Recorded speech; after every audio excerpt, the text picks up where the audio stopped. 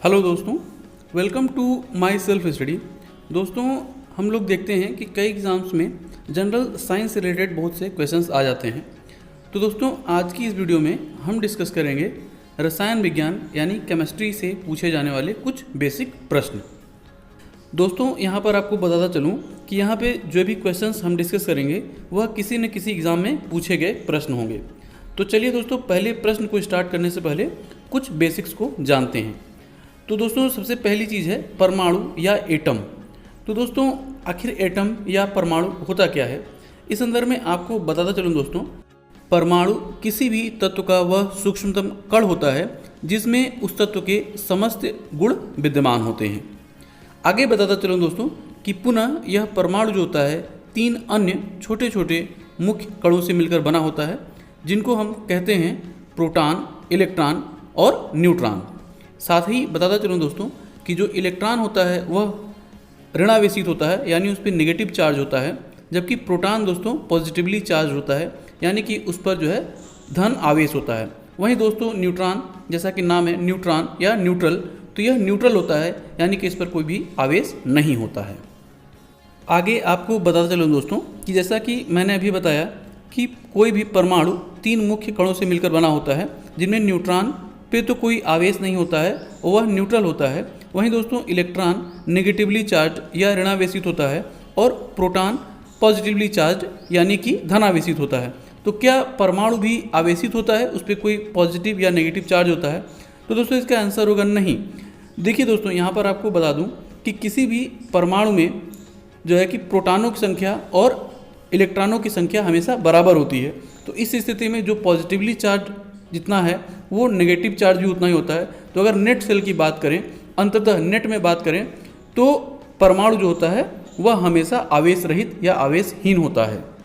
यहीं पर दोस्तों अगर परमाणु की संरचना की बात करें तो आपको बताता चलूँ दोस्तों कि किसी भी परमाणु में जो प्रोटॉन होता है और न्यूट्रॉन होता है वह उसके नाभिक में होते हैं, यानी न्यूक्लियस में होते हैं, और उनके चारों ओर जो नेगेटिवली चार्ज इलेक्ट्रॉन है वह चारों ओर कक्षाओं में एक चक्कर लगाता रहता है, जैसा कि दोस्तों इस चित्र में भी आपको दिखाया गया है। तो इसे भी आप ध्यान रखेंगे। तो दोस्तों अब हम बढ़ते हैं आज के अपने पहले प्रश्न की तरफ। और पहला प्रश्न है दोस्तों, परमाणु के नाभिक में होते हैं, और आपके ऑप्शन हैं दोस्तों प्रोटॉन और न्यूट्रॉन, न्यूट्रॉन और इलेक्ट्रॉन, इलेक्ट्रॉन और प्रोटॉन, या फिर सिर्फ इलेक्ट्रॉन। तो दोस्तों जैसा कि अभी हमने आपको पहले बताया कि किसी भी परमाणु के जो नाभिक होता है उसमें प्रोटॉन और न्यूट्रॉन होते हैं। तो दोस्तों इसका सही आंसर होगा ऑप्शन फर्स्ट, प्रोटॉन और न्यूट्रॉन। और यह प्रश्न भी दोस्तों यूपीपीसीएस के एग्जाम में पूछा गया प्रश्न है। वीडियो में आगे बढ़ने से पहले दोस्तों अगर आप इस चैनल पर नए हैं और चैनल को अभी तक सब्सक्राइब नहीं किया है तो नीचे दिए गए सब्सक्राइब बटन से चैनल को सब्सक्राइब कर लें, साथ ही बेल आइकन को भी प्रेस कर लें, जिससे आगे आने वाली वीडियोज़ की नोटिफिकेशन आपको मिलती रहे। अब बढ़ते हैं दोस्तों अगले प्रश्न की तरफ, और प्रश्न है न्यूट्रॉन की खोज किसने की थी? और आपके ऑप्शन है दोस्तों रदरफोर्ड, टॉमसन, जेम्स चैडविक, या फिर न्यूटन। तो दोस्तों आपको बता दूं कि इसका सही आंसर होगा ऑप्शन थर्ड, जेम्स चैडविक। इस संदर्भ में आपको बताता चलूँ दोस्तों कि इलेक्ट्रॉन की खोज जे टॉमसन ने, जबकि प्रोटॉन की खोज रदरफोर्ड द्वारा किया गया था। वहीं दोस्तों जैसा कि अभी प्रश्न में भी पहले मैंने आपको बताया है कि न्यूट्रॉन की खोज की थी जेम्स चैडविक ने। यहीं पर दोस्तों अगर आप इन कणों के खोज करने वाले वैज्ञानिकों के नाम को याद रखना चाहते हैं तो आप इस ट्रिक से भी याद रख सकते हैं। आप याद रख सकते हैं ईंट पर नाच, और इससे हो जाएगा दोस्तों E for electron, T for Thomson, ईंट पर हो गया दोस्तों, पर प्रोटॉन रदरफोर्ड, और तीसरा हो जाता है दोस्तों नाच का मतलब हो गया न्यूट्रॉन चैडविक।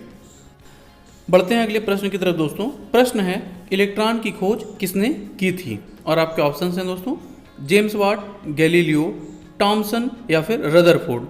तो दोस्तों जैसा कि अभी हमने आपको पहले ही बताया है ईंट पर नाच, तो ईंट से हो गया इलेक्ट्रॉन टॉमसन।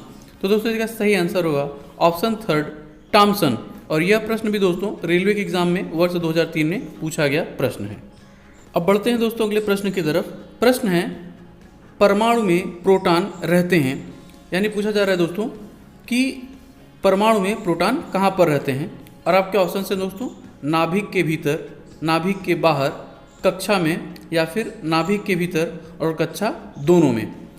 तो दोस्तों इसका सही आंसर होगा ऑप्शन फर्स्ट, नाभिक के भीतर।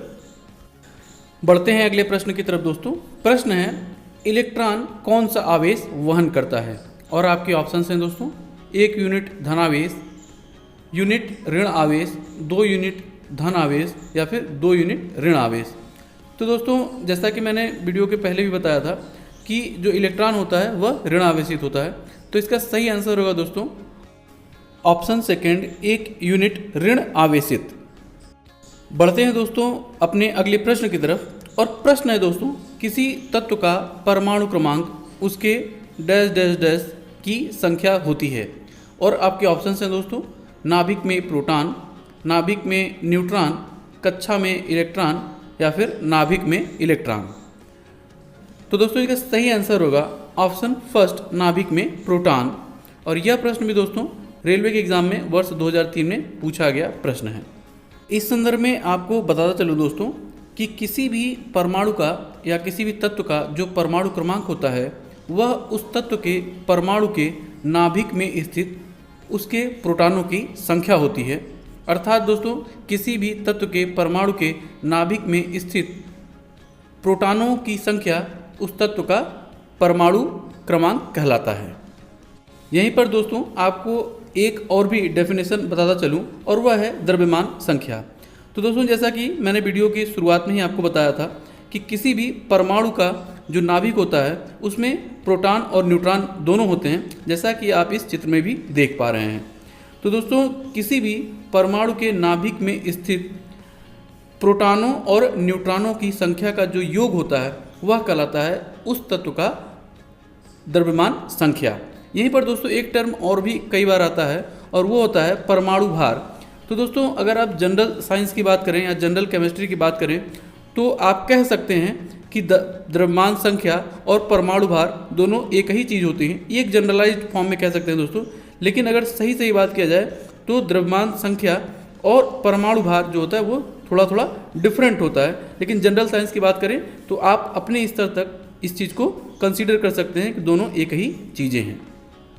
अब दोस्तों हम लोगों ने परमाणु क्रमांक और द्रव्यमान संख्या के बारे में बातचीत कर लिया है। दोस्तों यहाँ पर 2 और भी छोटे छोटे डेफिनेशंस हैं जिनको आप याद रखिएगा, और यहाँ पर लिखा भी हुआ है दोस्तों, और वो है पहला है दोस्तों समस्थानिक। तो दोस्तों ऐसे परमाणु जिनके परमाणु क्रमांक तो समान होते हैं किंतु जिनका परमाणु भार या द्रव्यमान संख्या अलग अलग होता है वह कहलाते हैं समस्थानिक। दूसरा एक टर्म है दोस्तों और वह है समभारिक। तो इस संदर्भ में आपको बताता चलूं दोस्तों कि कोई भी परमाणु समभारिक तब कहलाते हैं जब उनकी द्रव्यमान संख्या या परमाणु भार तो समान होता है किंतु परमाणु क्रमांक डिफरेंट या अलग होता है, तो वह दोनों परमाणु आपस में समभारिक कहलाते हैं। इनको दोस्तों कंसेप्चुअली बहुत ही याद रखिएगा, इससे संबंधित बहुत से क्वेश्चंस आपसे पूछे जाते हैं। और दोस्तों मैं तो ये कहूँगा कि इनको आप अपने जो भी आपका नोट्स है उसमें इनको नोट जरूर कर लें। बढ़ते हैं दोस्तों अगले प्रश्न की तरफ, और प्रश्न है जिस तत्व के परमाणु में 2 प्रोटॉन, 2 न्यूट्रॉन और 2 इलेक्ट्रॉन हों उस तत्व का द्रव्यमान संख्या कितना होगा। और आपके ऑप्शन है दोस्तों 2, 4, 6 या फिर 8। तो दोस्तों इसका सही आंसर होगा ऑप्शन सेकंड 4। इस संदर्भ में आपको दोस्तों मैंने पहले भी बताया है कि किसी भी तत्व का जो द्रव्यमान संख्या होता है वह उस तत्व के नाभिक में स्थित न्यूट्रॉनों और प्रोटॉनों की संख्या का योग होता है। तो दोस्तों इसका सही आंसर होगा ऑप्शन सेकंड 4। अब बढ़ते हैं दोस्तों अगले प्रश्न की तरफ। प्रश्न है ऐसे परमाणु जिनका परमाणु क्रमांक समान किंतु द्रव्यमान संख्या भिन्न भिन्न होता है क्या कहलाते हैं। और आपके ऑप्शन हैं दोस्तों समभारिक, समस्थानिक, आइसोबार या फिर इनमें से कोई नहीं। तो दोस्तों इसका सही आंसर होगा ऑप्शन सेकंड समस्थानिक। बढ़ते हैं दोस्तों अगले प्रश्न की तरफ, और प्रश्न है समस्थानिक परमाणुओं में। और आपके ऑप्शन है दोस्तों प्रोटॉनों की संख्या समान होती है, न्यूट्रॉनों की संख्या समान होती है, न्यूक्लियनों की संख्या समान होती है, या फिर सभी सत्य हैं। तो इस संदर्भ में दोस्तों जैसा कि अभी हमने वीडियो में ही आपको बताया कि कोई भी परमाणु समस्थानिक वो होते हैं जिनके नाभिक में स्थित प्रोटॉनों की संख्या समान होती है तो वह आपस में समस्थानिक कहलाते हैं। तो इसका सही आंसर होगा दोस्तों ऑप्शन फर्स्ट, प्रोटॉनों की संख्या समान होती है। बढ़ते हैं अगले प्रश्न की तरफ दोस्तों। प्रश्न है, समस्थानिक होते हैं किसी एक ही तत्व के परमाणु जिनका ऑप्शन फर्स्ट परमाणु भार समान किंतु परमाणु क्रमांक भिन्न होता है। ऑप्शन सेकेंड है दोस्तों परमाणु भार भिन्न किंतु परमाणु क्रमांक समान होता है। ऑप्शन थर्ड है दोस्तों परमाणु भार तथा परमाणु क्रमांक दोनों ही समान होते हैं।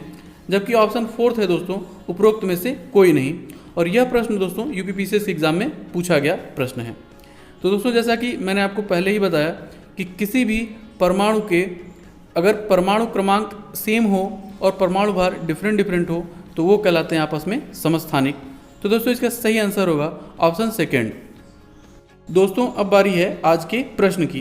प्रश्न है दोस्तों, परमाणु जिसमें प्रोटॉनों की संख्या समान किंतु न्यूट्रॉनों की संख्या भिन्न भिन्न रहती है क्या कहलाते हैं? और आपके ऑप्शन है दोस्तों समस्थानिक, समभारिक, समन्यूट्रॉनिक या फिर समावयवी। और यह प्रश्न दोस्तों छत्तीसगढ़ पीसीएस एग्जाम में वर्ष 2004-05 में पूछा गया प्रश्न है। दोस्तों वीडियो को अगर आपने बहुत ध्यानपूर्वक देखा होगा तो इस प्रश्न को सही उत्तर अभी तक आपको मिल गया होगा। प्रश्न का सही उत्तर नीचे आप कमेंट बॉक्स में कमेंट करके हमें बता सकते हैं। इसी तरह के इंटरेस्टिंग क्वेश्चन आंसर्स के लिए दोस्तों आप हमारा Facebook page my self study को भी ज्वाइन कर सकते हैं। फेसबुक पेज का लिंक नीचे डिस्क्रिप्शन बॉक्स में दे दिया गया है। तो दोस्तों उम्मीद करता हूं कि यह वीडियो जरूर आपको पसंद आया होगा और आपको कुछ न कुछ जानने को मिला होगा। वीडियो अगर आपको पसंद आया हो और आपको कुछ न कुछ जानने को मिला हो तो वीडियो को लाइक और शेयर करना ना भूलिएगा, साथ ही चैनल को सब्सक्राइब भी। इसी नोट के साथ दोस्तों वीडियो को यहीं समाप्त करता हूँ और मिलता हूँ आपसे कल सुबह 7:30 बजे जनरल नॉलेज की एक सीरीज की एक नई वीडियो के साथ। तब तक के लिए जय हिंद।